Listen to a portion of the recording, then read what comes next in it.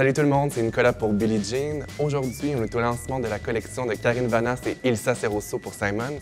On s'entretient avec la comédienne pour qu'elle nous partage ses secrets mode.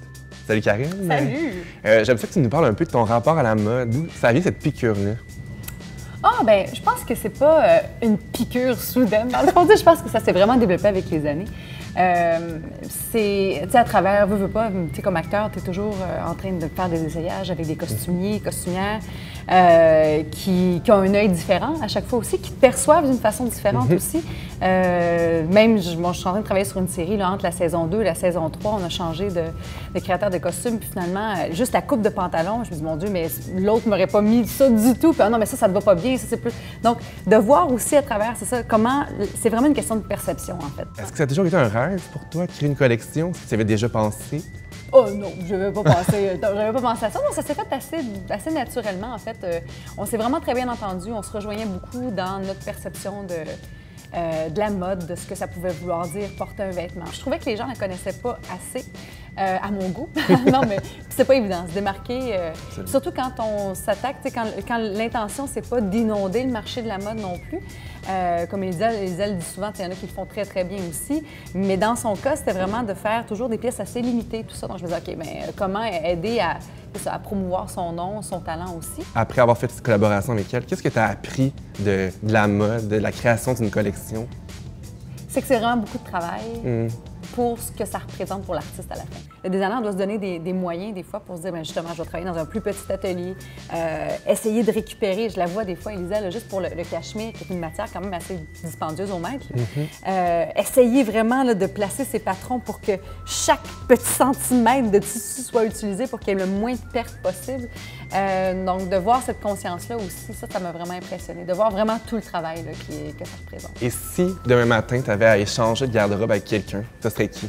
Kate Bosworth, là, c'est vraiment impressionnant. Je veux dire, elle est qui elle est aussi. Là, elle porte les vêtements d'une certaine façon, mais je trouve vraiment que... Non, je trouve ça vraiment élégant, ce qu'elle porte. Puis là, tantôt, on parlait de tapis rouge. Tu en as fait plusieurs, on se le cachera pas.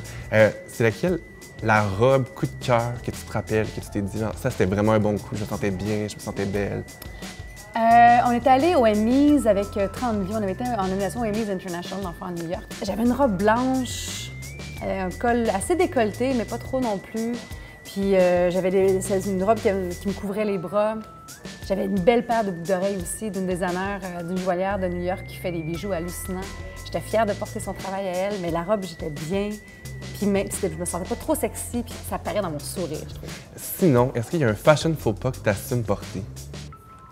Les salopettes. Ah, mais non, c'est beau. Ah non. Écoute, moi, j'ai même les salopettes de travail, tu sais, qu'on achète chez l'équipeur. Oui. Ah oui, ouais, celle-là.